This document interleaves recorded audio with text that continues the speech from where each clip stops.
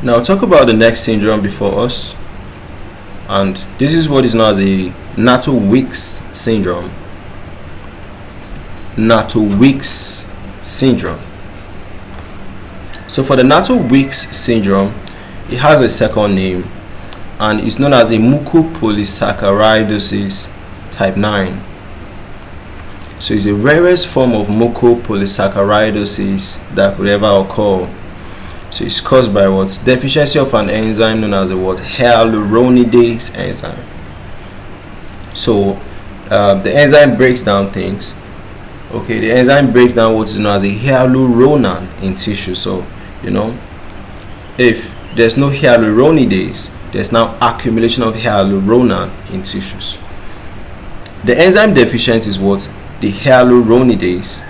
So there's autosomal recessive, so there's inability to break down the hyaluronan enzyme, which is a glycosaminoglycan. Okay, so it will now lead to what? Build up of those hyaluronan in joints and soft tissues. Okay,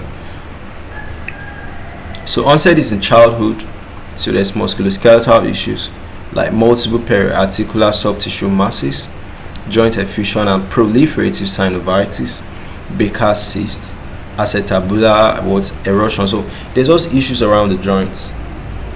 Okay, so other features: the person is short, there's a flattened nasal bridge, there's a submucosal cleft palate or bifid uvula, frequent ear infections, and the rest of it.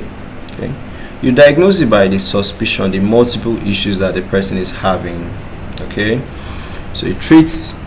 You also do tests of what? The glycosaminoglycan levels in urine, which you see that they are elevated, hyaluronan especially.